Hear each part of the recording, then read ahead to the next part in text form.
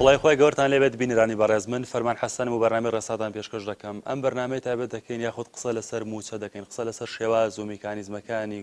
پێداچوونەوە با بڕیاری پاشەکەوتی موچە و دەستکاریکردنی نیزامی پاشەکەوتی موچە دەکەین. 15 ئەیلولی ڕابردوو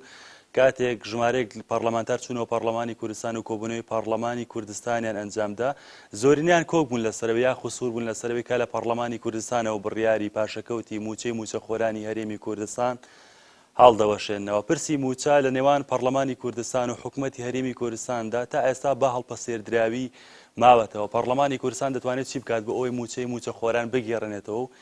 ڕێگری بکات لەوەی چیتر حکوومەت بەردەوام بێت لە هەڵگرتن و پاشەکەوتکردنی موچەی فەرمانبەرانی هەرێمی کوردستان. پەرلەمانی کوردستان ئێستا دەیەوێت بە پرۆژە بڕیار ڕێگە بگرێت لە بەردەوامی بڕیاری پاشەکەوتی موچە. ئایا بڕیاری نایاسایی پاشەکەوتی موچەکە حکوومەتی هەرێمی کوردستان لا دەرەوەی یاسا بڕیاری لێدا و بە بڕیاری پەرلەمانی کوردستان کۆتایی پێدێت و لە ڕووی واقعیەوە هەڵدەوەشێتەوە؟ دادگاکانی هەرێمی کوردستان چەندە دەتوان ڕۆڵی خۆیان ببینن بۆ ئەوەی کە فشار لە حکوومەت بکەن یاخود بڕیار بدەن بەوەی کە بڕیارەکە هەڵبوەشێتەوە و بە یاسا موچەی فەرمانبەرانی هەرێمی کوردستان بدرێت. لە ئێستاە کە باز لە نیزامێکی نوێ دەکرێت بۆ دابەشکردنی موچە لە هەرێمی کوردستان، ئەو نیزامە نوێ دەبێت چۆن بێت کی ئەم نیزامە نوێ دادەنێت؟ پەرلەمانی کوردستان دەتوانێت چی جۆرە نیزامێک دابنێت کە دادپەروەری تێدا بێت بۆ فەرمانبەران وا شێوازێکی معقول و بێگرفت و بێکێشە لاش دابەشکردنی موچە فراهەم بکات و بەدی بهێنێت. بەڕێزانم تەوەرە لەگەڵ هەردوو بەڕێز عەبدولقادر ساڵح کە خاوەنی بڕوانامەی دبلۆمی باڵای لە قانونی ئیداری و هەروەها بەڕێز ئەمیر بەکر ئابووری ناس تاوتو دەکەین. بەڕێزان هەردوولاتان بەخێر بن. کاک عەبدولقادر، بڕیاری پاشەکەوتی موچە چۆن نامێنێت؟ بەڵێ من سپاسانەکەم پێش ئەوەی بچینە سەر ئەو بابەتە من ئەمەوێت سەردێکی تاریخی کورد بکەم ئەگەر مەجال هەبێ سەبارەت بە موچە و ڕێگ و ڕیشەی موچە لە ڕووی قانونیەوە لەکوێوە هاتووە و ئایا ئێستا واقعی کە ئێمە ئیبینین تا چەند لەگەڵم تاریخیان ئەم ڕێگ و ڕیشە قانونیایەتەوە. طبعا ئەگەر بگەڕێنەوە بۆ یاسای ڕاژەی شارستانی ژمارە 24 ساڵی 1960 لە مادەی سێ لەویا بە سەریحی هاتووە پلە و ڕەواتبی فەرمانبەران دیاری کراوەتە لە ئەسڵا موچە بێ قانون تەحدیدی بکات و قانون پلە و ڕەواتب و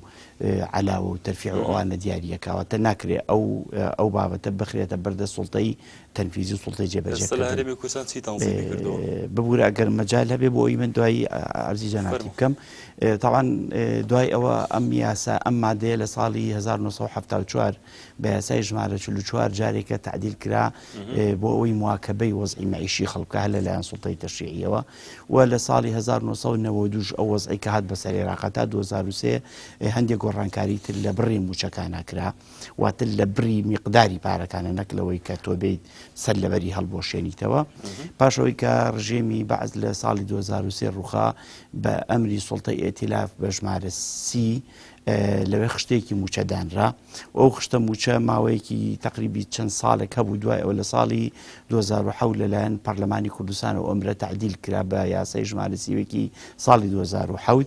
و دوای سەرنجام موچە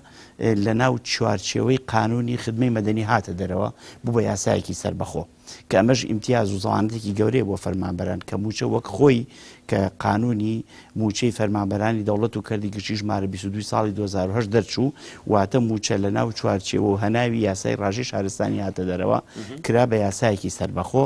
و ئەو یاسا تاوەکو ئێستا بەرکارە یەک تعدیل کراوە ئەویش بە یاسای ژمارە 130 ساڵی 2012. مەبەستمە بڵێم لێرە مەبەستمەوەیە دەسەڵاتی یاسادانان مەسائلی موچە و قوتی فەرمانبەرانی بەستۆتەوە بە سوڵتەی تەشریعیەوە و نایدا بە دەسەڵاتی جێبەجێکردن بۆ ئەوەی هەر کاتویستی کەمی بکە زیادی بکە و هیچ جۆرە سوڵتەیەکی تەقدیری بە دەسەڵاتی جێبەجێکردن نەداوە و هەموو سوڵتەکانی دەسەڵاتی جێبەجێکردن لە ناو چوارچێوەی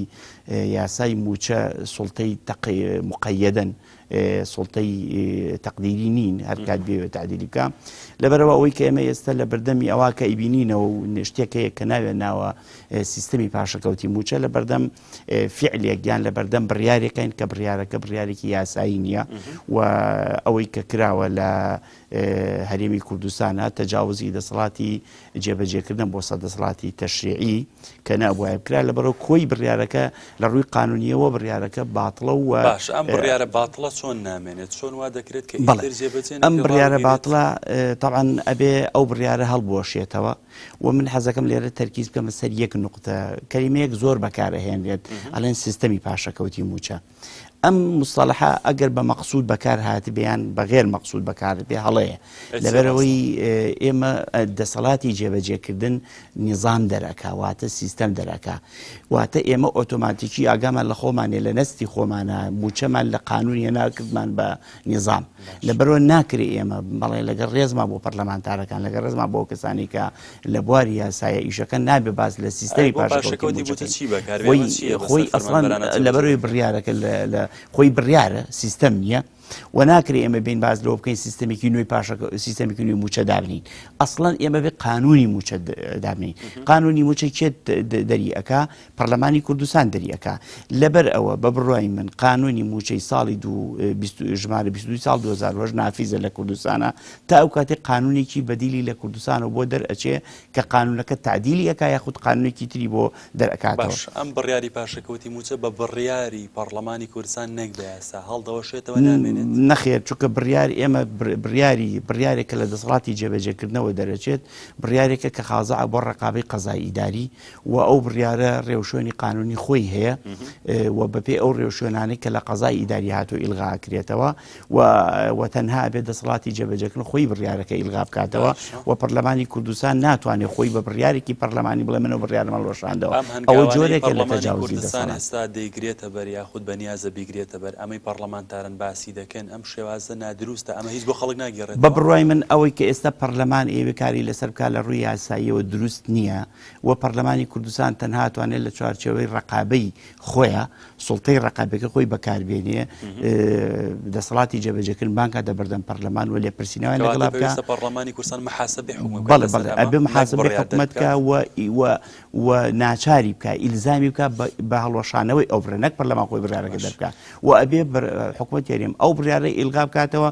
و یاسای موچە نافیز بکاتەوە جارێکی تر بەو یاسایی کە هەیە تا ئەو کاتەی پەرلەمانی کوردستان یاسایەکی نوێ دەرەکە یان تعدیلی ئەو یاسا ئەکاکە لە مەرکەزەوە دەرچووە کاک عەبدولقادر پەرلەمانی کوردستان دەڵێن هەر بابەتێک ڕاهەندی مالی هەبێت بەبێ ڕاوێژ لە حکومەت بڕیاری لێ نادەن ئەمە چەندە قسەیەکی لە جێ خۆی ئەکرێ بۆ حاڵەتی تعدیلی یاساکە پەرلەمانی کوردستان پشت ببەستێت بە شارەزایان لە دەسەڵاتی جێبەجێکردن بەڵام من ملاحەزەیەکم لێرە هەیە من ئەڵێم سیستەمی پاشەکەوتی موچەکە ئەم مصطلحی بۆ بەکارهێنرێت ئەگەر حکومەت یاریێمی کوردستان خەڵکی شارەزا و دقیقی هەبووە لە بواری وەزیفەی گشتی و موچە حکومەت یاریێم ڕوبەڕووی ئەوەش نە ئەوە کە ئێستا ڕوبەڕووی بێت لەبەرەوە من گومانم لەوەی کە لە کوردستانە و لەلایەن دەسەڵات جێبەجێکردنەوە خەڵکانێکی ئەوتۆ پێویستە بن کە بتوانن بەو معەمەقیە یاسایەکی نوێ بۆ موچە دابێت چونکە بیرمان نەچێت کاک فەرمان بیرمان نەچێت یاسای موچە تەنها یاسایەکی مستەقیل نییە یاسای موچە لە ناو پەیکەری یاسا وەزیفەکانە پەیوەندی بە یاسای ئینزیباتیەوەیە پەیوەندی بە یاسای خدمەت مەدەنیەوەیە پەیوەندی بە میلاکاتەوەی لەبەرەوە ناکرێن بە تەنها بێم یاسایەک دەربکەم ڕەعاتی یاساکانی کەژ نەکەم دەستخۆشکا عەبدولقادر بێگومان پرسیاری زیاتر لێ دەکەم دواتر کە چۆن چاک دەکرێت بە چ میکانیزمێک لەکوێوە چاک دەکرێت کێ چاکی دەکات بەس کاک ئەمێری دەمەوێت تۆ باسی ئەومان بکەین نیزامی معقولی موچە چۆنە ئەمەی کە ئێستا دابەش دەکرێت ئەمە چی پێ دەڵێن کە عەبدولقادر دەڵێ ئەمە هەر ناکرێت نیزامیشی پێ بڵێنم سپاس بۆ بەڕێستت سپاس بۆ بینەران و بیسترانی تەلەڤیزیۆنی پەیام بە حەقیقەت مەش هەروەکو کاک عەبدولقادر من حەز دەکەم پێشەکێک لەسەر قەزای موچە باس بکەین موچە خۆی ئەساسەن چییە تۆ هەچی خزمەتگوزاریەک یاخو کارێکەکەی بەرامبەر جێتێکی بوتەرەفی دووەم لە دواتیەوە ئەو بڕێپاری کاشدایەتە وەک وشەی کرێکار کرێی کارێکە وەرگیراوە هەموو کەسێکەوە بێ کارێ بکە کرێی کارەکەی کە وەری ئەگرێ ئەنجام ئەو موچەیە ئەبێ بە دوو بەشی سەرێکیەوە یەکیان ئەو موچەیەکەوە کەرتی گشتی ئەیدات و هیچ کەشانەوەی کە کەرتی دای بەدەیادات موچە پێش ئەوەی کەوا یاسای وەکو کاک عەبدولقادر ئاماژەی پێ یاسی بارشارستانی 1960 پێش ئەوە لە دروستبوونی دەوڵەتی عێراقیەوە دوایەوەکەوە دینا موچەی کە پاری عێراقی کەوسە ڕۆپی هین بەکارهات هێندی لە عێراقا بوو بە دیناری عێراقی کەوتە هۆی وەزیرێکی مالیە بوو کە یەهودی بوو ناوی ساسۆر حەسقێل بوو ئەوات ئەساسی موچەی عێراقی و جداوی موچەی دانا و جداوی ملاکی دانا و ئەو بۆ شتیاکیشی کردکەوە ئەساسی پارەی عێراقی کرد بە پاوانی نەکرد کارنیز بیکەن ئەو کردی بە ئاڵتون کولی دینارکی عراقی مقابلی 1.06 غرام ئاتۆم بووم ئەم موچەیە خەڵکانێک گواریانە کرد ئەوەی لە یاسای باری شارستانی هەیە موچە بەرامبەر ئەو خشتانەیەکەوە هەموو خشتێک ناوێکی هەیە و موچەیەکی هەیە لە بچووکترین وەزیفەوە بڵێن تاکو گەورەترین وەزیفە ئەدا پلە تایبەتیەکان ئەمانە هەرێکیان موچێکی تایبەتی خۆی هەیە ئەم موچەیە هات تاکوونێ حربی عالمی دووهەم موچەیەکی مەقتوع بوو هەموو کەسێ وەرەگرت دیاری کرابوو لە دوای حربی عالمی دووەمەوە کە باری بژێوی خەڵک گران بوو حکوومەت بیری لەوە کردەوەکەوە ینی مەخسەن ساتوان ڕوتیکەنەوە بە مەسلەکەی ساشەوە حکوومەت بیری کردەوە ئەبێ ئەو خەڵکە بژی چۆن بژی ئەبێ پارێکی زیان باتێ ئەگەر بیخاتە سەر خشتەی موچەکان ماڵە بەسەر حکوومەتەوە بەڵام ئەو ظروفێکی ناهەموار هاتووە ظروفێکی کاتیە لەوانەیە شتەکان بگەرتەوە بارودۆخی خۆی نرخەکان جارێکەکە دابەزێتەوە لەبەرەوە هات شتێکە دروست کرد کە ناوی دەرماڵەی بژێوی ژیانی ئەوە کە ئەو دەرماڵەی دانا ئەو دەرماڵەیە بۆچی بوو بۆی خەڵک بتوانێتەوە بژێوی ڕۆژانی خۆینکە بەڵام خواستەکەوانە ڕووی وا ڕۆی ڕۆژ بە ڕۆژ نرخەکان بەرەوگرانت ڕۆی کەوابێ و دەرماڵای لەگەڵماوە کە پیانەوە غیلای معیشە کەوابێ کاڵی لێرە ئیساکاڵی موچەی بنڕەت هەیە لەگەڵ دەرماڵ هەیە ئەسای هاتنەکەی لە دوای حربی عالمی دووەمەوە هات دوای گوونەکانی ئەمە وەکوونێکی تاریخی بۆمە بەڵام ئێمە لێرە بەنسبەت ئەو شتێکەوە مەسەن هەمە کەتی تایبەت و گەشتەکەش حەزەکە بۆش ئاماژی پێین ئێمە ئەم دوو موچەیەکێتە بازارەوە کردی گشتی و کەش تایبەت ئەگەر هاتوو هاوچێشی لەبێنی ئەم دوانانە بێ کردی گشتیمان بەرەو شکستێکی زۆر گەورە هاڕوات تەمانی سا هەیە چون بۆ کردی تایبەت عادەتەن مشکلەی نییە و کەسەکاتێ بۆ بڵێن کارکردن 6 ساعت 8 ساعت بەپی ئەو پەیوەزنامەی کە لەگەڵ حکوومەتە ئەوی بکە چۆ بۆ کارکردن بۆ ساعتی خۆی ئەگەر موچێکی باشی بەرگی لە شوێنێکیکە خۆ هەر لە دەوامەکایە و کارەکە کاری خۆیەتی کات لەبەرەوە لێرە جیاوازێکی زۆر هەیە لە بینی کردیابێت و کەربی گشتی خاصن لە ساڵەکانی پێشوە کەوەختی بڵێن ئەو کپیان و ئیفجاری اقتصادەکەی لە عێراق بە ئامڕویە کردی گشتی بە تەواوەتی چۆر بوو هەموو ڕۆژتە گۆشت کەش تایبەتەوە ئەنجا بە ئیجازەوە بە هەشتێک بووە لێرە ئەبێ حکوومەت بیری لەو بکردەوە کە چۆن وەساتەکانی خۆی بڕوێنێ چون ئێمە تا ئێستا سیاسی ئابووری وڵاتەکەمان دیار نییە ئایا بە چی شوێگەر ئێمە لەسەر کاتی گشتی ڕوین لەسەر کاتی تایبەت یاخو اشتراکێتە ئیشراکی دەوڵەتە ئیشراکی مۆجایە ڕاستمالیە تا هیچ مادەم حکوومەت نەیتوانێەوە سیاسی اقتصادی خۆی دیاری بکات ئێمە قورسە بتوانین ئەو هاوکێشەیە حەلکەین ئەبێ لێرە سیاسی اقتصادی خۆی حەلکا بنسبە دەوارەوە ئەمە چکە لە مشکلەکانێکی کەواتە بە بڕایەوە گەر حکوومەت لە ڕووی ئابووری و عادە نەزەری خۆی نەکاتەوە سیاسەتی ئابووری خۆی تەنزیم نەکاتەوە ناشوای نظامێکی موچە معقول دانێت چون ئەبێ چوم ئەوە خۆی بەڵام ئێمە لارە شتەکان بەرازی پەرڵاو پێشوەتەوە خۆی مەفرۆسە کارتە ئابوووریەکان تەوجی هەموو سکتەرەکانی کە بکات و موچە و بژێوی خەڵک لێ پێکە بەڵام ئێرە لەبەر بەرژەوەندی تەسکی حیزباتی خۆیان و لەبەر ئەوەی کەوا مەکاسیبی حیزبێ بۆ خۆیان سیرەکەی سیاست هەموو سێکتەرەکانی بازدا و مزمنی اقتصاد بەرژەوەندی خۆی زۆر هەیە ئێستا زۆرینەی موچە خۆران دەڵێن ئەو بەشی کە حکوومەت دەیدا لە بەرامبەر وەرکو وەزیفە شتێکی زۆر کەمی ئەوە نییە خەڵک پێ بژی موچی باش چۆنێ نظامی باش خۆزایەکە دروست بووە ئەوەتانە ئێستا خەرچی لە هەفتەیەکە مەفروض ڕۆژی 6 ساعت دەوام بکات و هەموو ڕۆژەکان داوام بکە لە هەفتەیەکە 2 ڕۆژ داوام بکات و ڕۆژی 3 ساعت داوام بکە خەڵک هاتوو خۆی معیارێکی بەخۆی داناوە زەوە نەتیجەی بڕیارەکەی حکوومەت نەتیجەی ئەو پاشاگەردانەیە لە قەراراتی حکوومەتە نەتیجەی ئەو بڕیارە نابەجیانەیە کە حکوومەت دەری ئەکات ئەگەر بڕیارەکە برارێکی مەسەلەن دروست بێت خەڵک بۆ شێوە نایکات ئێستاەوەی ئابووری ناسێک بۆ ئەم شێوازەی دابشکردنی موچان بڕین و پاشەکەوتکردن و هەڵگرتنە چییە؟ بەڵێ خۆی ئەبێ ئەزین چیە ئەبێ تۆ کەختی موچە دانیت بی ڕووماڵێکی تەواوی بازار بکەیت ئەبێ ڕەچاوی چی بکەیت ئەبێ ڕەچاوی بازار بکەی بزانی نرخ لە بازارە چۆنە بژەویەکی تاجێکی کۆمەڵ چەنە داهاتی گشتی کۆمەڵ ئیجمالی داهاتی ساڵان چەنە تاک چەنی بەرەکەوێت ئەو تاکە کە چەند بەرەکەوێت چەنی تۆ بە خزمەتگوزاری ڕێگەوبانە خستەخانەیە قوتابخانەیە خوێندنە ئەم کۆمەڵشتانەیە کە خزمەتگوزارە ئەوەی لێ دەرکەی ئەنجا بە نەختی کولی کەسە چەنی بەرەکەوێت ئایا بژێوی ژیان چۆن دەرەکە لەسەرەوە بێ معادلێ بۆ موچەدانی لێرە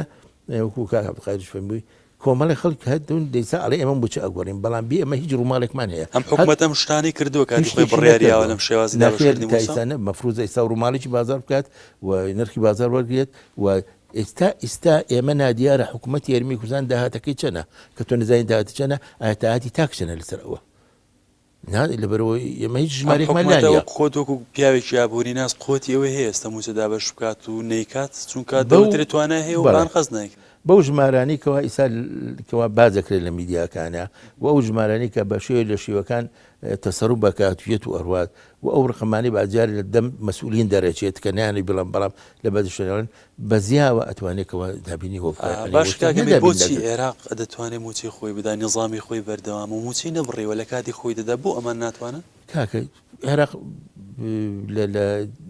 ساڵەکانی بیستۆ کە دەوڵەتە کە حکوومەتێکی مؤسساتی سیستماتیکە ئیشەکانیان ئێمە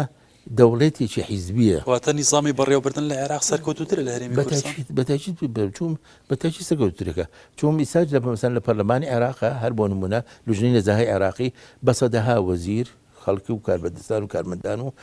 مەشاری ئەوانە یەنێت و محاسبێ کات و دەریەکات وانە ئێمە لە 92 پەرلەمانمانە تا ئیسا لوژنەی نەزاهەیە ئەم وڵاتەکەەوە ئەمە فەرودەی تیاگرێت و ئەمە عساباتمە فێتەیە ڕۆژ ڕژانیان نهانی وەسەر تەلەڤیزیۆن هەر بە ناویش بیخەن لیستێکی ڕەشە بڵێ ئەم برادرە کاری چوانە بەجی کردووە دەستی کردووە بڵێ کاک عەبدولقادر چۆن ئەتوانین حکومەت ناچ یاخود چۆن حکومەت ڕائەگیرێت لەوەی چیتر پارەی خەڵک هەڵنەگرێت نازانم یعنی و پارەی پاشەکەوت دەکرێت دەخورێت دەبرێت چی لێ دەدرێتەوە لایەندا چۆن ئەمە ڕادەگیرێت تەبەن لە ڕووی قانونیەوە دێڵن بەڵێ خۆی ئەگەر ئێمە پێش وەڵامدانەوەی و پرسیارە بچین بۆ ئەمەی کە بۆ حکومەت وای کردووە خۆی ئەمەکی کێشەکەی ئێمە سێ قانونمان هەیە کە ئەگەر حکومەت مۆڕاعاتی ئەم سێ قانونی بکردایە ڕۆژی حکومەت بەم ڕۆژە ناگەیشت قانونی میلاکات و قانونی ڕاژەی شارستانی و قانونی ئەنزیباتی ئەم سیاسە قانونی میلاکات پێمانەڵێڵێ ئەم ژوورە لە ڕووی قانونیەوە ئەوەندەی مەوجودات پێویستە و ئەبێتەوە قەدر مەوجود فەرمانبەرێت لەم ژوورە هەبێت و ساڵانە ئەم میلاکاتە لەلایەن وەزارەتی مالیەوە تەصدیق ئەکرێت بۆ نمونە دائیرەیەک پێویستی بە 20 میلاکەیە ئەگەر حاڵەتێکی زۆر زەرور هاتە پێشەوە تۆ لەسەری ساڵە لە ناو موازنەی تازا بە ئەسبابی موجیبەڵی من ئەم میلاکەشم پێویستە بۆم پەسەندکە بەڵام ئێمە گەر سەرنج بین سەیری دەوائیری ئەم هەرێمی کوردستانە بکەین ئەسڵەن ئەوەی کە حکوومەتی هەرێمی کوردستان وەزارەتی مالیە بۆی نەگەڕاوەتەوە قانونی میلاکاتە لەبەرەوەی مە هەڵاوسانێکی زۆری فەرمانبەرمانەیە واتە دایرەیەک ئەگەر پێویستی بە 20 فەرمانبەر هەبێ سەتی هەیە ئێمە نمونە زۆر نووسراوەتەوە کە لە فلان گوند مەسەرەن 7 تەلەبە هەبووە 20 مامۆستا هەبووە یان ئەوەندە کارگوزار هەبووە ئەوە هەمووی خەلەلە ئەمە خەلەلە وای کردووە ئۆتۆماتیکی لە ڕووی قانونیەوە حکومت بارگرانێکی زۆری لەسەر دروست بووە کە تۆ فەرمانبەرێکی زۆر لەسەر کەڵەکە بووە ئەم فەرمانبەرانە ڕۆژانە مانگانە موچیان هەیە و هیچ ئینتاج و داهاتێکشان بە حکومەتی هەرێمی کوردستان نیە لەبەرەوە ئەمە بارگرانێکی زۆری دروست کردووە لەسەر شانی حکومەتی هەرێمی کوردستان ئەگەر حکومەتی هەرێمی کوردستان لە بیدات و مڕاعاتی قانونی میلاکی بکردایە دڵنیابە لەوەی کە پێداویستی حکومەتی هەرێمی کوردستان نەک بە 675,000 فەرمانبەر بە 300,000 فەرمانبەر ئەڕۆژ بەڕێوە کاتێک کە من ئەمەم تەنزیم کرد ئەو کاتە توانم ئەم فەرمانبەرانە بە پێی زوفی ئێستا موچەیەکیان بەمێ کە لەولاوە قانونی ئینزیباتیان بەسەرە جێبەجێ بکەم لە قانونی ئینزیباتیە فەرمانبەر بۆی نییە فەرمانبەری پلە 6 بەرەوسەر واتە پلە 7 بەرەوسەر مەسەرەن پلە 6 و 5 و ئەوانە بۆی نەبڕات لە دەرەوە دوکانێ دابێت بۆی نەبڕات نەخێت چکە بۆ قانون ئینزیباتی کاتێک تۆ توانی جێبەجێ بکەیت کە موچەیەکت دابێت بەم کەسە پێویستی بەوە نەبێت لە دەرەوە بڕوا کاسپێکی کە بکات کاتێک کە منە فەرمانبەرە توانیم وای لێ بکەم کە داهاتێکی ئەوتۆی بەمێ پێویستی بەوە نەبێ خەیاڵی لای ئەوە نەبێ لە دەرەوە بڕوا کار و کاسپێکی کە بکە ئۆتۆماتیکی یەکەم فەرمانبەرەکەم حەسانەیەکم بۆ دروست کردووە و ئەتوانم حاسەبەی بکەم و لە دەرەوەش دەستی کار مەجال ئەبێ ئیتر کەسێکی کە بێ تەکسی بژێڕە کەسێکی کە بێ دوکانداری بکە کەسێکە بێ بڕات لە کۆمپانیا ئیش بکە واتە ئێمە هاتین هەموو وڵاتەمان کردو بە فەرمانبەر بەم بۆز ئەوە موچیان ئەدەینێ و لەو کاتە شار ڕێگەش ناگرن کاکەوەرە تۆ بۆ تۆ لای من فەرمانبەری با کەسێک کە مۆزەف و تعینی بڕوا لە کەرتی تایبەتی ئیش بکە یان دوکانی هەبێ یان تەکسی بژێڕێ ئێمە فەرمانبەر بە تەکسیوێ بۆ دەوام و دوای دەوامەکەی ڕوا ئیشی تەکسیەکە کە لە ڕووی قانونی ئەمە ڕێگە پێدراو نییە بەبەسم چییە بەبەسم ئەوەیە مڕعاد نەکردنی ئەم یاسانە پەیڕۆ نەکردنی ئەم یاسانە من خۆم دیراسەیەکم کردووە کتێبێکم نووسیەوە لەسەر یاسای ڕاژی شارستانی و زۆر لەناو ئەو کتێبە باسم لەوە کردو تەنانەت پەرلەمانی کوردستان تەنانەت وەزارەتی دارایی تەنانەت ئەنجومەنی وەزیران ئەسڵەن 150 تا ئێستا نەرم نەکردووە لەگەڵ قانونی وەزیفە ئەسڵەن ئەو دەقە تەشریعانەی دەچوە لە پەرلەمانی کوردستانەوە بەداخەوە لە کۆی 342 یاسا کە پەرلەمانی کوردستان دەری کردووە تەنها 5 یاسا ئەویش کەم نەڵم 5 زۆرم وتووە کە دیراسێکم کردو ئامارێکم وەرگرتووە لە کتێبێکی خۆمە ئەوەشم بڵاو کردوێتەوە 5 یاسا پەیوەندی بە وەزیفەی گشتیەوە هەبووە لە 22 ساڵ و لە 22 ساڵ و 6 مانگ و 15 ڕۆژە لە تەمەنی پەرلەمانی کوردستانە باشە کەواتە پەرلەمانی کوردستان گرنگی بە تەنزیمکردنی کاروباری مۆزەفین و معاش و ئەریکیان بەتەئکید حتا ئێستاش یاسای موچە پەرلەمانی کوردستان قانونی فازی بۆ دەرنەکردووە لێ مالێ خۆی تەسەڕفی پێوە کردووە یاسا دەسەڵات یاوە بە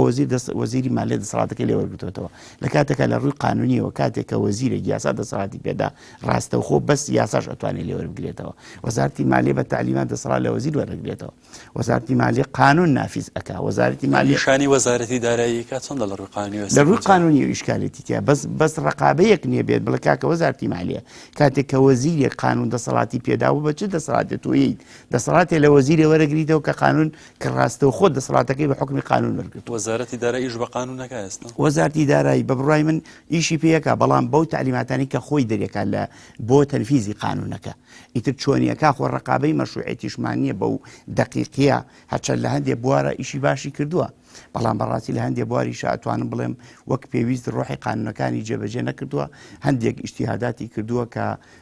بە بڕای من قانونی نەبووە دروست نەبووە پێویستی بەوە بۆ کە پێداچوونەوەی پێ بکرێ کێشەکە لەمایە تەنسیقێک نییە بۆ پەرەپێدانی قانونی وەزیفی بەگشتی قانونی ئەنزیباتی قانونی خدمەی مەدەنی قانونی میلاکات قانونی موچە لە هەرێمی کوردستانە ئەنجومەنی وەزیرە هەندێک جار قەرار دەرەکا تەسەور کە قەراری بۆ تا ئێستا شتانە نەکردووە قسەکە تەواو قەراری بۆ مە قەراری مۆڵەتی بێموچە تەسەور کە ئەو قەراری کە دەرچووە لە ساڵی 2015 ئەو قەراری ژمارەوە بزانام 35 ساڵ 2015 ئەو قەرارە چەندین مخالفەی نەسی سەریحی قانونی تایە چی مخالفەکە بڵێن لە قانونەکە لە قەرارەکەی ئەنجومەنی وەزیران هاتووەڵێ مۆڵەتی بێموچە بۆ خزمەتی تەقاعودی ئەژمارەکە لە کاتێکە ئێمە دەقی سەریحمانێ لە قانونی ژمارە 27 ساڵ 2006 کە نافیزە لە کوردستانە بە دەقی سەریح هێناوێتی مۆڵەتی بێموچەی خسۆتە ڕیزی غیاباتەوە کە ئەڵێ بە هیچ جۆرە بۆ خزمەتی خانشینی حساب ناکرێت ئێ باشە ئەنجومەنی وەزیران تۆ قەرارێک دەرەکەیت نابێ ئەگەر لێبێ کە دەقی قانونێکی مناقزە لەگەڵ ئەمەیتوە ئایا لە حاڵەتێکە ئەگەر من بەڕێوبەری گشتی خانەنشینی بم کاتێک کە قەرارێکی ئەنجومەنی وەزیرانیەتە بەردەستم لەگەڵ دەقێکی قانونە من مولزەم بەوەی کە دەقە قانونەکە جێبەجێ بکەم چکە دەقە قانونەکە لە ڕووی قووەی قانونیەوە بەرزترە لە قەرارەکە ئەنجومەنی وەزیران بەڵام کەسێک نییە بێ بڵێ مەسەرەن ئەنجومەنی وەزیران ئەو قەرارە لەم ڕۆ ئیشکالێتی تایە تەسەور کە ئەو قەراری ئەنجومەنی وەزیران ئەنجومەنی وەزیران خۆی لەبەر ئەساسی قانونی نەبووە شرۆڤەیەکی بۆ دەرکردووە 5 تعلیماتی لە وەزارەتی مالیەوە بۆ دەرچووە هەر ڕۆژی دەستکاری فەقەرەیەکیەکەن نایەتە ڕاستە بۆ لەبەرەوەی لە ڕووی قانونیەوەم قەرارە دروست نییە ئیشکالەکە لەمایە من بڕوام وایە نە حکوومەتی هەرێمی کوردستان نە وەزارەتی مالیە نە پەرلەمانی کوردستان دەست و پەنجیان نەرم نەکردووە لەگەڵ ئەدەبیاتی قانونی وەزیفە لەگەڵ مفرداتی قانونی وەزیفە لەگەڵ دەخە تەشریعەکانی قانونی وەزیفە ئەسڵەن ئیتیمامیان پێداوە لە کاتێکە یەک لەسەر 5 ئەم دانیشتوانی هەرێمەمی فەرمانبەرە سەیری پەرلەمانی کوردستانەکە دەست خۆشکای عەبدولقادر لەسەر وەڵامەکە دوای مناقەشەی زۆرەکەین کە چی بکرێت و چی نەکرێت بەس کاگەمیر بەراوردێک بەو شێوازەیە ئێستا حکومەتیشی پێیەکا موچێ پێدات و بەراوردێک بۆی پێشەوە یان بڕێنە بکرێت ئەم دوو جۆرە دابشکردی موچە کامیان ینی ئەوەی پێشوو گونجاو بوو بەبێ پاشەکەوت بەس بوو کافی بۆ فەرمانبەر خۆی وڵاراسیە ئەوەی کە پێشوو کرا بە پێ خۆی یاساکانی ئەوی کارابقادر زۆر زیاتر بە تەفسیل باسی یاساکانی کرد یاسای موچە کە چۆن هاتەوە ئاخرشتیان ئەو بوو یاساکەی کە پیانە و یاسای بریمەر کۆمەڵێ ستیپ و کۆمەڵێ خانی جای لە جیاوازی تازەی لە خستە ناو پێدانی موچە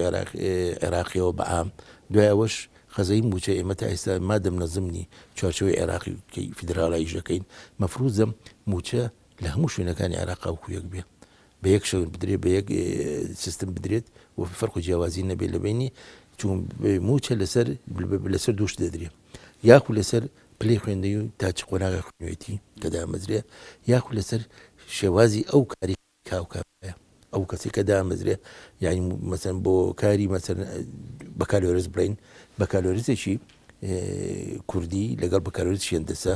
هەرێکیان ناوەزیفەیە وەرەگرێ بەڵام سێرەکەی بەکالۆرس هێندسەکە کۆمەڵی ئیمتیازاتی زیاترێ بێ لەوە لەسەر شێوازی کارەکەی فەرقێگە لە موچە ئەمان لە قایمەکانی موچەی عێراقی هەمووی دیاری کراوە ئەنجا بە شێوازی دەبێت فەرمانبەرێک لە بەسڕە دۆخی چۆنە و معاشی چۆنە فەرمانبەرێکی لە سلێمانی هەمان موچە و ئیمتیازی بێت وەکو یەک بێت چوم تا ئیسا ئێمە سیاسی مالی عێراقی پیاداکەین لێرانە ئەو یاسایانە پیاداکەین کە لە عێراقەوە دەرچووە ئێمە مشکیلەکەمان ئەوێ ئێمە ینی ئەوەی کە لە حکوومەت هێرێ و پەرلەمانی کوردستانە ئەبێ بێ ئەوەی بگەڕێتەوە بۆ هیچ شتێکەوە مەسەلەن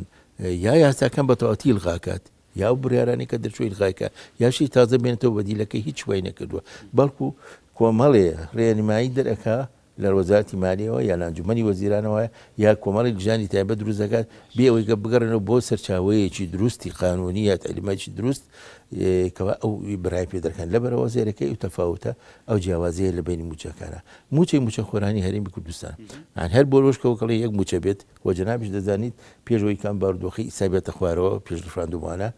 زۆر بەتەبیعی و زۆر کەسمان هەبوو لێرانە لە بەغاوە کارمەند بۆ مامۆستا بووە نقلی سەرمیلاکاتی حکوومەتی هەرێمی کوردستان بۆ لێرە خەڵک نقلەوە بۆ بەغا تەلەبەش نقل بۆ تەلەبەشەوە تاویانە کابێ سیستمی دابینکردی موچە یەک سیستم بوو هیچ فەرقێکی نەبوو لەوانە بەڵام دوای ئێستا ئەوسا فەرقەکە لە چیایە ئێمە ئێستا قوتی کۆمەڵی خەڵی گیراوەتە بەپێی کۆمەڵ تالیمات لەبەرەوە باری بژێوی خەڵکی کوردستان کە حاڵێکی مەترسیدارەوە حاڵێکی خراپە ئێستا کێشەکە تەمان بەتاکید فەرقیان زۆرە ینی لە هەموو ناحەیەکەوە ینی ئەمە جەتەوان نەتیجەی ئەمەش کۆمەڵیە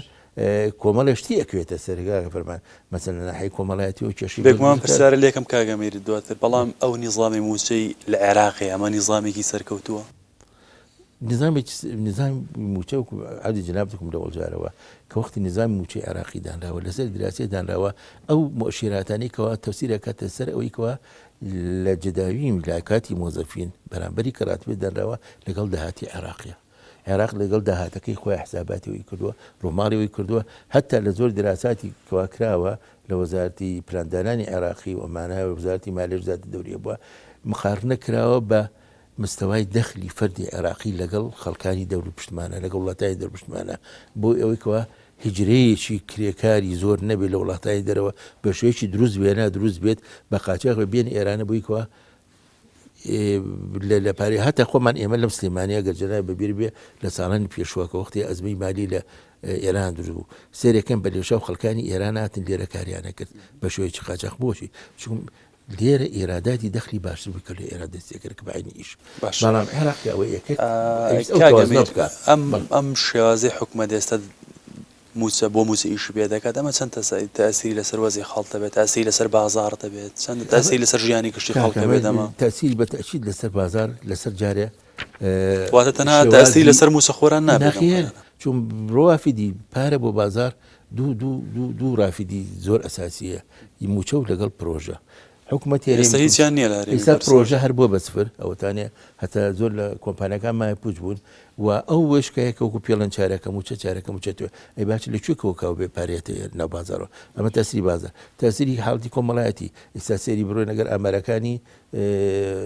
دادگای باری شارستانیتی بکەین سیرەکەنی شێوازی تەڵاخانەکە خاستن لە ناو گەنجانە زۆر بە شوەیەکی بەرز گرتووە ئاژاوی ماڵەکان هەتا ئەبێتەوەی ئەدادی جێریمە ئێمە لە دوای ئینتیفاازە کۆختی پارە نەبوو لە بازارە سێرەکە زارێک دزی بوو دزی دروست بوو دزی برسێتی بوو خەڵکە چوت تەجیلی سیارێک یاخ و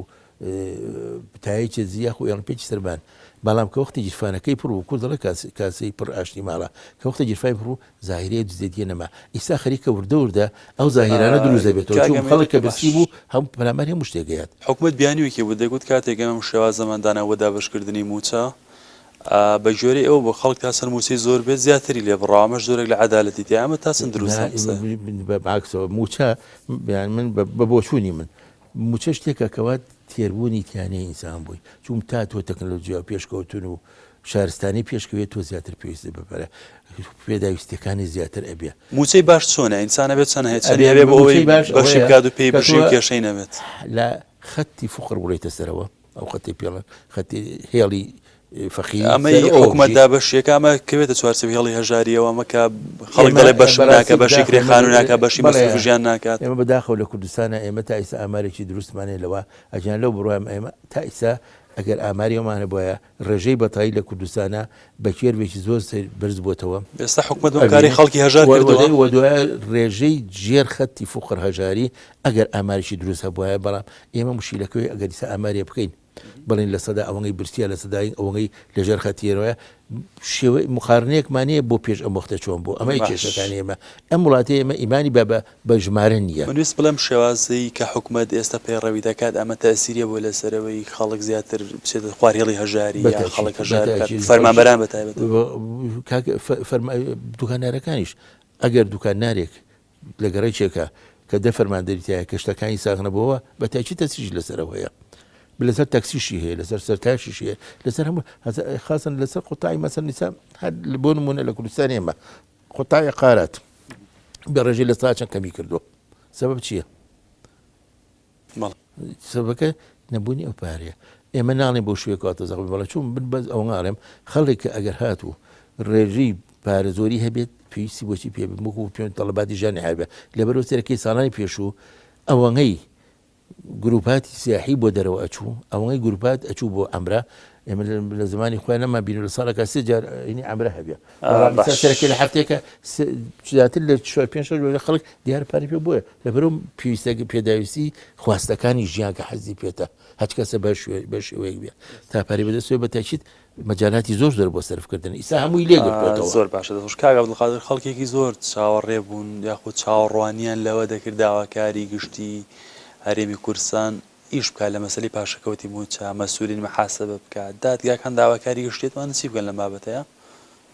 داواکاری گشت حەز لێ باس ڕێگە چارەکانیش بێزم و پرسیاری پێشوش هەرەوەم لێ خۆی ئەگەر باسی ڕێگە چارەکەم ڕێگە چارەکان زۆر وازەحن واتە ئێمە ئەوەی کە ئەبێ بکرێ لەبەرەوەی تاکە سوڵتەیەکە لەسەر و دەسەڵاتی ئەنجومەنی وەزیرانەوە هەبێ و سوڵتەی ڕقابە و لێپرسینەوەی لە ئەنجومەنی وەزیران هەبێت لەبەرەوەی خۆی متمانی پیاوە بریتە لە پەرلەمانی کوردستان ئەکرێت حکوومەت هێرێن بانکاتە بەردەم پەرلەمانی کوردستان و لێپرسینەوەی لەگەڵا بکە و ئیلزامی بکە بە دوو ئیشی یەکەم یەکسەر ڕاستەوخۆ ئیلغاکردنەوەی ئەو قەراری 64 دوو ئیلزامکردنی بەدانانی ڕێوشوێنێک بۆ گەڕاندنەوەی ئەو بڕەپارەی کە لە فەرمانبەران بڕاوە بەناوی پاشەکەوتی موچەوە بۆ ئەوەی زەمانەتێ دروست ببێ بۆ فەرمانبەر کە بزانێ ئەم پارەی چونکە تا ئێسەش هیچ زەمانێک نییە بۆ ئەوەی کە فەرمانبەرم پارەی بۆ بگەڕێتەوە بە نەختینە منەیم تو هەندێک جار من پارەی خۆمە من ئازادم لەوەی کاتێکە من مستحقاتێکم هەیە لە موچە پارەم پێویستە من ملزەم نیم بەوەی کە تۆ پێم بڵێ بێ بەم سیغە سەرفیکەی نەک بەم سیغە من ئازادم لەوە لەبەرەوە پەرلەمانی کوردستان ئەم دوو ئیشە ئەساسی ئانی هەیە و ئیشی سێهەمی شتێکی استراتیژیە کارێکی استراتیژیە کە بریتێ لەوەی ئێمە ڕاستە قانونێکی ئیتیحادیمانەیە کە قانونی موچەیە ئەوان ئەبێ بێن لە بەرەنجامی دیراسەتکردن و مشاوەرکردنی هەموو ئەو یاسانی کە پەیوەندیان بە موچەوە هەیە و بە دیراسەکردنی واقعی حاڵی ئێستا و بار و زروف ئەکرێ بێن ئەوان یان یاسایەکی بەدیلیان تعدیلی نیسەبی ناو قانونی موچە بکەن ئەمەش ئەبێ بە دیراسە بۆ ئێمە جارێکی تر ڕوبەڕووی و دەرگیر نەبینەوە لەگەڵ وەزعێکی تراوە قەرارەکەی 64 کە چۆن ئەو خەڵکە ئاواین بوو ئێستا خەڵک ئەمەرێکی فەرمانبەر ئەمەلێکی هەڵێ بۆ ئەم بڕیارە هەڵەبەشێتەوە بەڵام کە بوو بە یاسا بە ئاسانی هین ناکرد لەبەرەوە بێ نابێ پەرلەمانی کوردستان بە پرۆژە یاسا و پرۆژە بڕیار پەلە لەمە بکە دوای واقعێک بسەپێنێت کە لە ساڵحی فەرمانبەر نەبێت. ترسلوی پەرلەمانی کوردستان پاشەکەوتی موسکا بووی کە بە قانون پاشەکە من زۆر ترسم لەوە هەیە کە پەرلەمانی کوردستان دەست بۆ شتێ بەرێ بەبێت دیراسە بەو سابقەی کە من دیراسەم کردووە بەو وشیاریە قانونیە بەو دیراسە وردە قانونی کە پێویستە بکرێت بۆ قانونی موچە من ترسم لەوەیە پەرلەمانی کوردستان کاری بکە کە بابەتەکە لە دەستی حکوومەتیش دەرکە بێنتە بەردەم پەرلەمان و دواییش بە ئاسانی نەتوانین ئێمە معالەجێ بکەین. تۆ باس لەوە کرد پێویستە پەرلەمان دووسێ هەنگاو بنی یا دووسێ ئیش بکە بۆ ئێم قەرارە نەهێڵە یاخود لایبەری محاسبەی حکوومەت بکات بهێنێت قۆناغی ئانی و ضرورەت ئیلغاکردنەوەیەتی و پابەندکردنی حکوومەتە بەگەڕانەوە بۆ یاسای خەڵکێکی زۆر گلەی هەیە پێویان پەرلەمانە توانێت پەرلەمانێکی بوێر دەتوانێمانە بکەن پەرلەمانە توانای نییە کەواتە پەرلەمان ئەگەر نەتوانێت حکوومەتی هەرێمی کوردستان ئیلزام بکە پەرلەمانی کوردستان ئەگەر نەیتوانی حکوومەتی هەرێمی کوردستان ئیلزام بکە بەوەی کە بڕیاری پاشەکەوتی موچە حالەن ئیلغا بکاتەوە حکوومەت پابند بێتەوە بە یاسای 22 ساڵی 2008ەوە من پێم باشە پەرلەمانی کوردستان باس لە پرۆژە یاسای موچە نەکات بە هیچ باش عەبدولقادر ئێستا پەرلەمانتاران یاخود لیژنە تایبەتەکانی پەرلەمان دانوستان دەکەن لەگەڵ حکوومەت لەسەرەوەی چی زۆر نیزامێک دابنێن ئەم دانوستانە چەندە قانونی ئەمان لەسەر چی دانوستان دەکەن ئەوەش ترسێکی دەکرێت بە دانوستان لەگەڵ حکوومەت دانوستان تۆ ئێمە یاسایەکمان هەیە من پرۆژەیەکم تەڕح کردبوو بۆ لە هەندێک ڕێگەوە گەیاندمە ئەنجومەنی وەزیران واتە حکوومەت هەرێمی کوردستان ئەیتوانی لە کاتی خۆیان لە ناو چوارچێوەی سوڵتەی تەقدیری خۆیان لە قانونی موچە بەهاتایە دەستکاری مخصصاتی بکردایە لەو مخصصاتانەی کە سوڵتەی تەقدیری تیا هەیە من دڵنیا بووم لەوەی کە حکوومەت هەرێمی کوردستان لەو حاڵەتە ئەیتوانی مخالفەی قانون نەکا و ئەوەی کە لە یاسای 22 هەیە جێبەجێ بکە و تەنها لادانی هەندێک دەرماڵەی کە لە سوڵتەی تەقدیری خۆیەتی نە فەرمابەر ئەو نەعەزەتی ئەبوو و نە حکوومەت ئێستا 7 ملیار پاشەکەوتی موچەی ئەهات بەلا و فەرقەکەش کەم بوو لەبەرەوەی من بە پێی هەندێک دیراسە کە لە هەندێک کەسی شارەزا و بیستومە بینیومە لە سەتا پارەی تەرخان کراو بۆ موچە بریتی بۆ لە دەرماڵە واتە لە سەتا 47 نزیکە کە بریتە لە موچە ئیسمی لەم لە سەتا 50 هینە 50 شەکە دەرماڵەیە ئەتوان بڵم لە سەتا 20 سوڵتەی مقەیەدەی حکوومەت بووە لە سەتا 30 سوڵتەی تەقدیری بۆ کە ئەتوانێ بیبڕێت کەواتە حکوومەت هەرێم ئەیتوانی بە تەنها بە جێبەجێکردنی یاساکە لەو شوێنانەی کە سوڵتەی مقەیەدەیە بە بڕی موچەکە و بە مخەساتی مقەیەدە کە دەسەڵاتی ناتوانێت دەستکاری بکە ئەیتوانی تعدیلێ بکە نەک تعدیل ضمنەن پێڵێن تعدیل بەس بۆ چکە سوڵتەی تەقدیری لە لای دەسەڵاتی جێبەجێکردن پێیاوی ئەڵێ ئەتوانێ وەزیر ئەتوانێ ئەم دەرماڵە بات واتە سوڵتەی تەقدیری ئەکرێ نەشیات و ناتوانانی تۆم حاسەبەی بکەیت بەڵام کەوتی عەلا ئەلوەزیر بۆ بە وجوبی هێنای ناتوانانی لێرە بیکەیت ئەم شتانی نەکردو حکوومەت ئەوەی لە دەسەڵاتی خۆیدایەتی و بەخشیوێتی دواتر وەری نەگرتووەوە ئیشکالەکە لێرایە ئوستاد ئیشکالەکە لێرایە من بۆیە گومانم بۆ دروستە بێت لەوەی کە لە حکوومەت هەرێمی کوردستانە و لە وەزارەتی مالیە بڵێن دیراسەی قوڵی بابەتی موچە نەکراوە لەبەرەوە ئەگەر ئەم پرۆژە کاتی خۆی تەرحی حکوومەت بکرایە شتێک ناو نەئەبوو پیا ببووە بە ناوی ئەمەی کە خەڵک پێ ئەڵێ سیستەمی پاشەکەوتی موچە حکوومەت قانونەکەی جێبەجێ کرد وەکو خۆی تەنها قسەی واقعیەوەیە کە عەبدولقادر ئەگەر حکوومەت قانونەکان جێبەجێ بکەوانی تۆ باسییان دەکەی نەجاتی دەبێت لەوەی تێکەوتووە بەڵێ حکوومەت هێرێم ئەتوانێ حکوومەت هێڵێم دوو ڕێگەی لە بەردەمایە گەڕانەوە بۆ یاسای موچە لابردنی ئەو دەرماڵانەی کە لە سوڵتەی تەقدیری خۆیەتی بیان بڕێ و ئەو دەرماڵانەی تر کە سوڵتەی مقەیەدەیە ئەبێ جێبەجێ بکە لەم حاڵەتە وەزعی خەڵک هەنگاوێکی باشە چێتە پێشەوە و پەلە ناکرێت لە دانانی با بڵێن یاسایەک من ناڵم نیزام سیستەمێکی موچە و ئەو کاتە کۆتایی بە پاشەکەوتی موچەیە حکوومەت ئەو بارگرانیە ئێستا هەقا پەرلەمانی کوردستان حکوومەت هەرێمی کوردستان لێپرسینەوە لەو کەسانە بکات کە ئەو لیستی موچیان داناوە کە ئەمان هاتوون و حکوومەتیان بە پرۆژەیەکی ئانی وا لێ کردو کە حکوومەت بخەنە ژێرباری قەرزی پاشەکەوتی 7 ملیار دینارەوە کە 7 ملیار دۆلارەوە کە ئەمە بەڕاستی کارەساتە ئەی چێ باجی ئەمە ئەمە یەک دوو واتە بە بڕای تۆ ئەگەر ئەو شێوازی دابشکردنی موچەکەت پێ دەدرێت پاشەکەوت جێبەجێ نەکرایە هەر دەشکرا هەل ببێت هەر دەکرا حەلەکە ئاسان بوو حەلەکە ئاسان بوو قەنەعەتم وایە بۆ حکوومەت هەرێمی کوردستان ئەو پەڕی مانگانە 50 ملیار تا 100 ملیار ئەو پەڕێگەر فەرقی بکرای بەڵام حکوومەت لە ئەخیرا نەبوو بە ژێرباری دانەوەی پاشەکەوتی مەسەلەن 7 ملیار دۆلارەوە بۆ بەس لابردنی و دەرماڵنەی کە ئیجباری نین بدرێت فقط ئەو دەرماڵانە کە ئیجبانی سڵتەی تەقدیری خۆیەتی و کەس ناتوانێت چکە ئێمە هەندێک وەزارەتەکان کێشیان بۆ دروست بوو هەندێک وەزار لە 100 دەرماڵێ و هەندێکە بوو لە 150 هەندێک بوو لە 100 نەبوو واتە تۆ توانێت بێسەروبەری دیارە فعلا لە دەرماڵەکانە هەرکەس بۆمان بینی لەم ئەخیرا هەر کە دەرماڵی نەبوو دەستێکرد بە خۆپیشاندان و مانگرن حکومەت لە ساسی بۆ بڕێەوە ئەبوو بە لە 150 هەبوو لە 100 مانای ئەگەر ئێمە بە وردی دیراسی دەرماڵەکان بکەین نەعەدالەتی زۆری تیا بوو و ئەو وای کردبوو کە حکومەت غەرق ببێ لە ناو مەبلەغێکی زۆری پارە کە تەرخانی کرد بۆ دەرماڵە زۆر باشە کاگەمێری دەگوترێت کاتی وڵاتێکە بێتە قەیرانەوە تەنها خەڵک باجەکەی نادا یاخود دەبێت حکوومەتیش بەخۆی دابچێتەوە هەندێک مەساریفی کە کەم بکاتەوە دەگوترێت ئێستا ئەوەی کە لە هەرێمی کوردستان دەگوزارێت تەنها فەرمانبەران باجەکەی دەدەن و حکوومەت لەسەر شانی فەرمانبەران دەیەوێت دەم قەیرانە تێبەپەڕێن لەمە چەند مەقولە وەڵا بۆ پێش من حەزەکەم تەوزیحێکی لەسەر قسەکەی خۆشەویست کاک عەبدولقادر بدەم ئەو 7 ملیار دۆلاری کەوە ئیسا لە پاشەکەەوە دانراوە زۆر داوا کرا کەەوە ڕقمێکی بانکی بند بە خەڵکی بووی کەوە تیمە بکە حکومەت بۆ نایەت کە تۆڵی پاشەکەوت یعنی تۆ ئەچیتە یعنی ئەچێت حساباتی تەوفیرەوە هەموو پارێکە لە بانقا چۆ تەوفیرەوە ئەبێ ڕێژەیەک خەزانجێباتی حکومەت یعنی ئەوەشی ئەو بربەستەی گرتووە گەڵی وەکو تۆ پارەکەشی لێ وەرگرتووی حەق قانونەکەی خۆت کە پێڵێت تەوفیر مەفروضە بداتەوە دیکە عەبدولقادر قانونی لەوانەیە قانونی مەسەڵەوانە زیاتر ڕوونکردنەوەی بێ لەسەری لەبەر ئەوەیە کە نایەت ئیسا بۆ چەند هاوار کرا کاکە ئەو پاری کە لەوانەیە بۆی خەڵک دڵی متمەین بێ ڕقمێکی بانکی بنێ کە ڕقمێکی بانکی بێتە مادەم تەوفیرە ئەبێ ڕێژەیەکی باتێ خازانجی باتێ ئەو قازانجەکردن ئەوە لەبەرەوە ئەوە یەکێ لە ئەوە حەزم کرد لە سەروی چۆن قەیران تێپەڕێنێتە ناسەر شانی خەڵکی حکومەت بۆ خۆشی مشکلەکەمان ئەوەیە ئێمە حکومەت فعلا عقوبەی هەموو خەڵکی دانیشتوانی کوردستانیەوە لە ڕێگەی مۆزەفەوە بە دەستبردن بۆ ژیانی خەڵک قەیران تێپەڕێنی هەموو کەسێک لە ڕێگەی مۆزەفەوە ئەو لە مۆزەف پارەکەی بڕیوە پاشەکەوتی ئیجبارەکەی پێیەکە ئەمە حالی بنەڕەتی کێشەکە دەکات نەک حالیەکە بەڵکو کۆمەڵی قەیران و کێشەی کەی بۆ خەڵکی دروست کردووە ئەمە بەرەو حەلی نابە بەرەوەی کێشەکان زیاد دەکات لەبەر ئەوە کە بەتاچیتکەوە خەڵک لە ڕێی مۆزەفەوە کە مۆزەفیشنی بوو تەمان ئەوانی کەش هەموو بازار تەسیرەکاتە سەری کابێ ئەمە عقوبەیەکە نەگەر بۆ مۆزە من بە عقوبەی دانم نەک ببین بەڵکو عقوبەی مۆزەفینیەوە بە ئەم و لە ڕێ ئەوان شو عقوبەی خەڵکی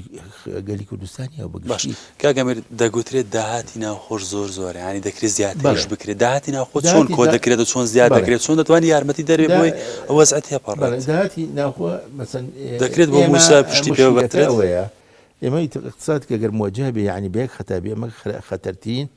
اقتصادا کەمە اعتمادکردنی سەر نەوت یەک داهات هەتا وڵاتەکانی کەوا ئیسا مەسەنجی و سعودیە ڕۆژی 10 ملیۆن بەرمیل نەوت ئینتاجەکات نیازیە بەرنامەی دانا بۆ ساڵ 1920 نەوت بێنێ بەڵکو سەر سەکتەرەکانی کاری پێ بکە بۆی کەوا خازع نەبێ بۆ بازاری عالەمی ئێمە کێشەکەمان ئەوەیە وەزارەتێکماندانە بناوی زەری سامانە سروشتەکانەوە ئێمە ناو عملەی کاری پێکەوین تەبادلی پێکەن عملەی خۆمانە نەر عملەی لۆکاڵی خۆشمانە دیاری عراقیە عملەیە کە پێ وترێ $، بە $، کە سعری نەوت بێدارێ لە زمانی نیکسۆنەوە $، خۆی بە کاڵایە لە بازار ئافرۆشتێ کە وەختی غەڵەن تەعویمی عملە کرا نیکسۆن ڕێسەمەریشی تەعویمی عملەی کرد لەبەرەوەی ئەزمەیەکی اقتصادیان هەبوو خۆی بوو بە کاڵایە کابێ مەخازین بۆ بەرزنزمی $. دوایەوە لە بۆرسەکانە بەنسبەت نەوتەوە ئێمە وەکو ئەڵدێ لە سا 5 نەوتێ عالم لە هی کوردستانەوە دەرکێ لە سا 5 ڕژێکی زۆر نییە ئەو کۆمپانیا گەوەرازە بە لە حەنیکەوە تعامل بەکاری نەوتەوەکەن ئەوانە بە ڕێژەی زۆر زیات لە سا 20 لە ساسی لە ساچر ئەوان هیچ بۆ خۆیانەکەن لەبەرەوە ئەوەی تۆکێتە ژێر پێڵاوی خاچیوانی جۆشیان نییە زەرەرکی یا زەرەر نەکەی ئێمە ئەعتمادکەین سەرەوە ئەمە شتێکی خراپە لەبەرەوە ئێمە بە دەڕاستی حکوومەتی هەرێمی کوردستان ئەو بەرنامەی کە گرتیکەوە کەینە سەر نەوت نەوتەکەش نەسعری بتوانین لە بۆرسەکانی عالەمیە بەدەست خۆمان بێ ناو پارێکش پێکەین کە عملەیەکی لۆکاڵی خۆمان بێ لەبەرەوە بەتەچی دەگەن ژێرگاریگەری هەموو شتەکانەوە دەڕابردووە نیزامی بایۆمەتری پێڕاو کرد ئیشی پێ کرد ئەم نیزامە گەر ئاگادار بیتە ئەستیری دەبێت لەسەرەوەی ئیعادە نەزەری فەرمان بەرام کات موسەڕێک بخاتەوە کێشەی فەرمانبەر حەل بکات ناجح دەبێ خۆی ڕزای بەیەکی خۆ نظامی خراپ نییە بەڵام وازم تەکنەلۆژیای و اتصالات ئەوە بەخۆت بووە کە بتوانین بە بەرنامێکی زۆر تایبەت ئێستا ناوی مکەڕەر و ناوی سێنی و چواری و کەسێ بە لەحظاتی لە کۆمپیوتەرە دەربێنی حکوومەتی ئێمە دائیمە بە دوای شتێکاگەڕە کە خەڵکی پێ مەژغوڵکە بۆی کێشە ئاساسەکانی بایۆمەتری خەڵک مەژغوڵکردن بوو بە تاکید خەڵک چوون بۆچی ئیسفادەی نییە بۆچی لە خاندی چوون بایۆمەتری ئێمە کێشەی هەولێری کوردستان لە کەس لەم کەسە ڕوو ناشکرایە کێشە ئاساسەکانمان لە ناو هێزی چەکداری کوردستانە بۆ ئایا پێشمەرگە بێ یاخو ئاسایش بێ یاخو پۆلیسی مەحەلی بێ بە بڕیارێک زۆربەی ئەوانە خەران دەرەوەی دیزاین بایۆمەتری بێتەوە لێرە هەر باشە بایۆمەتری ئەوە چەند مانگە تەواو بوو تا ئێستا چی پێکراوە باش ئەڵێن ئەفوم بکە ئەڵێ لە مای نۆدا ئێمە تەنفیزی بایۆمەتریەکەین لە وەختێکە بەتەمان سیستیم بوو ینی وەکو نەک سیستیمانی نظامە نازانم چی ناو ئەنی موچە بڕیارەکانی گۆڕینی موچە لەمانە دەرکەن ئەنجا ئەمەش ئەگەڕێنەوە دیسان بایۆمەتری ناتوانێت بکات چون تۆ لەسەر موچە کۆنەکە ژمارەت داوە زۆر باشە کاگەمیر مەعاناتی کە باز دەکرێت 3-4 ساڵە یاسای بودجە نییە ئەمە چەندە کێشەکەی قوڵتر کردێتەوە یان بەبێ یاسای بودجە دەکرێت قەیران تێبپەڕێنرێت چارەسەر بکرێت مەعاناتی فەرمانبەرانی چارەسەر بکرێت عزیزم بەنسبەت بنەوە ساڵەکانی پێشوش یاسای بودجە نەبووە یاسای بودجە تۆ لەسەر چی داهێنیت یاسای بودجە کە وەختێک ئێمە کۆمەڵە بودجە هات هەم هەرێمە ئێمە بە کوردی سوپاس دەکەم چۆن کات بەڵە بودجەی ئەتیادیە هات پترۆ دۆلارە هات بودجەی تەکمیلیە هات و بودجەی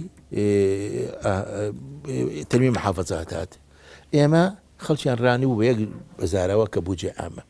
بودجێ پترۆ دۆلار کەس باسی ناکرد و بودجەی محافەزات تەرمی محافەزات قانونێکی موحد هەبێت هەمووانە بگرێتەوە کێشەترین شت بوو بودجەی تەکمیلی بوو حکوومەتی عێراقی کە وەختی بودجەی دانا لەسەر ئەساسی سعری نەوت بە 20 دلار 30 دلار لەسەری واقعی خۆی بە سعری زڵدای ئەنا بۆچی ئەوی نۆک سەری دابەزێ لە مانگی نوە پاشەکەوتێکی پارەی ئەبوو ئەم پاشەکەوتە پیانە بووچی تەکمیلی هەموو ساڵێک تاوان لە ساحەبەکەی کە بۆ تۆی ئەنار ساڵانە بودجەی سیادیەکان سیانزە چۆردە فەقەرەیە بە سەفاراتەکان و بە بینی سیادی و دەرمان و خواردنەوەیوانە ئەمای لێ دەکرا بۆی لە سا 12 بە تۆ هات بەڵام ئەگەرەوەی بخاتیسە لە ساحەفەکەت بووە هات بودجەی تەکمیلی کە بۆ داد لە ساحەفەکەشی بە کامیلی بۆ دەهات بەڵام حکومەت یاریمی ڕۆژە باسیەوەی نەکردو